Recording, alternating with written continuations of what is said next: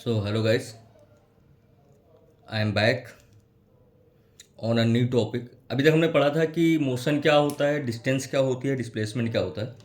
उसी के आगे पढ़ना है हमें। जैसे कि हेडिंग आप देख रहे होगे, differentiate between distance and displacement. अब इसको हमें डिफ्रेंशिएट करना है कि आखिर ये होता क्या है और क्यों, ऐसी क्या चीज़ें हैं जो इनको दोनों को डिफरेंट बनाती हैं। पहले पॉइंट पे आते हैं, क्या होती है डिस्टेंस। देखो, आज ब्लैक पेन नहीं यूज कर रहा हूँ, उसका रीज़न है क्योंकि मुझे लग रहा है कि ब्लैक पेन से शायद क्लियर नहीं आ रहा है, आप लोग नहीं समझ पा रहे हो, और वो या तो उतने अच्छे से नहीं देख रहे हो। चलो, पहले पॉइंट पे आते हैं, डिस्टेंस ट्रेवल्ड। कोई पार्टिकल कितना चल रहा है, ठीक है।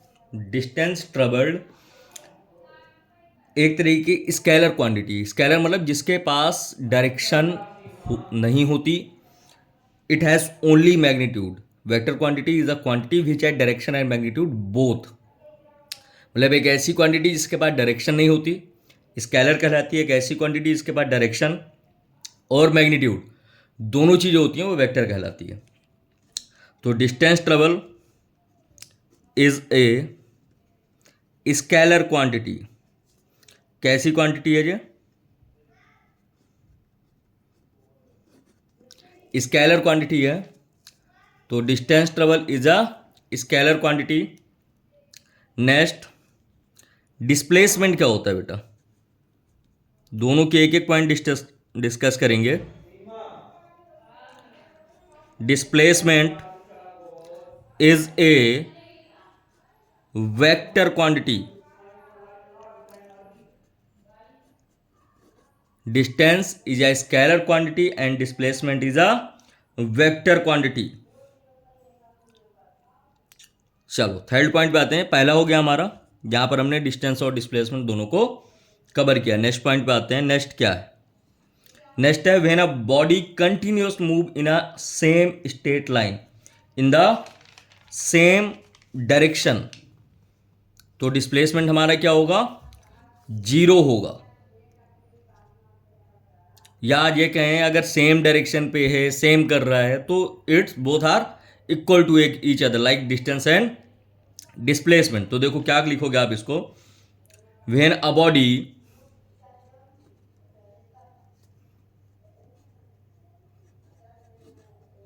when a body continuously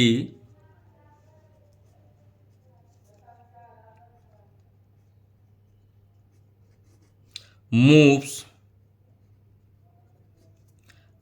in a straight line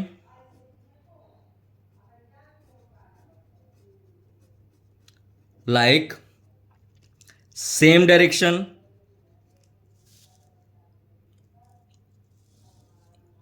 in a straight line like same direction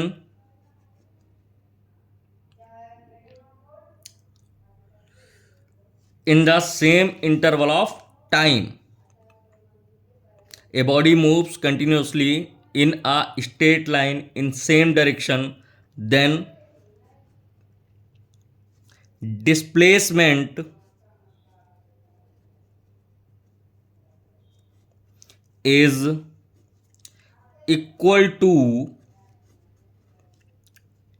the distance। अगर कोई बॉडी सेम डायरेक्शन पे किसी स्ट्रेट लाइन पे मूव कर रही है, तो distance is equal to the displacement.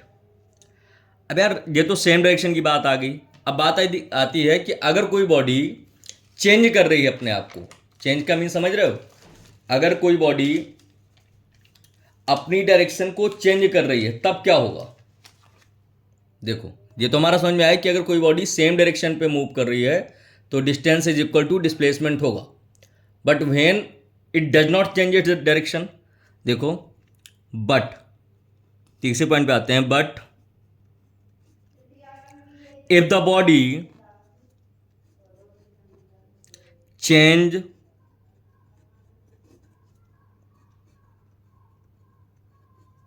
but if the body change its direction,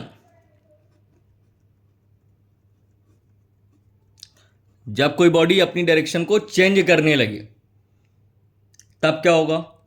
कब चेंज करे? व्हाइल मूविंग, जाते समय।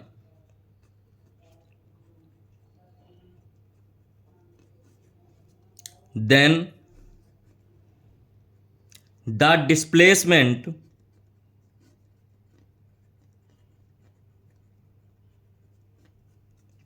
Is smaller than distance. जब कोई बॉडी अपनी डायरेक्शन को चेंज करने लगे तो जो डिस्प्लेसमेंट होगा वो डायरेक्शन से छोटा होगा। अब यार एक चीज और, इनमें से ऐसी कौन सी चीज है डिस्टेंस और डिस्प्लेसमेंट में जो जीरो हो सकती है, निगेटिव हो सकती है, या हर वक्त पॉजिटिव ही रहेगी? तो देखो नंबर फोर्थ पे आते हैं। देखो, displacement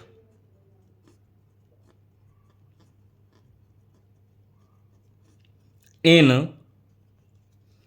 any interval of time, displacement in any interval of time may be 0,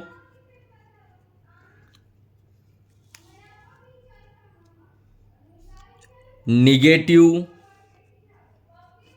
point याद रखना, displacement in a interval of time negative हो सकता है और 0 भी हो सकता है। Whereas distance can not be negative. जबकि डिस्टेंस हमारी कभी निगेटिव नहीं होगी। तो बेटा 4 पॉइंट है। पहला है डिस्टेंस एक स्केलर क्वांटिटी है, डिस्प्लेसमेंट एक वेक्टर क्वांटिटी है। जब बॉडी किसी स्ट्रेट लाइन में मूव कर रही है तो डिस्टेंस इक्वल टू होगा डिस्प्लेसमेंट के। जब कोई बॉडी अपनी पोजीशन को चेंज करती है तो डिस्प्लेसमेंट छोटा हो जाएगा डिस्टेंस की अपेक्षा। फोर्थ पॉइंट है कि डिस्प्लेसमेंट हमारा निगेटिव हो सकता है, 0 हो सकता है, जबकि डिस्टेंस कभी भी निगेटिव और 0 नहीं होती है। तो ये चीज क्लियर हुई कि डिस्टेंस क्या है, डिस्प्लेसमेंट क्या है, कहां पर क्या चीजें निगेटिव होती हैं, क्या चीजें पॉजिटिव होती हैं। अब जो अगला टर्म्स है कि अगर कोई बॉडी चलेगी तो कुछ ना कुछ तो उसके मोमेंट होगा। उस मोमेंट को कैसे काउंट करोगे, क्या कहोगे उस चीज को, तो उसके बारे में आएंगे। उसके पहले बेटा किसी ने कहा है, हर सपने को अपनी सांसों में रखो, हर मंजिल को अपनी बाहों में रखो, हर जीत आपकी है, अपने लक्ष्य को अपनी निगाहों में रखो। इसी के साथ इस वीडियो को एंड करते हैं। नेक्स्ट वीडियो मिलते हैं जिसमें हम आगे के टर्म्स पढ़ेंगे।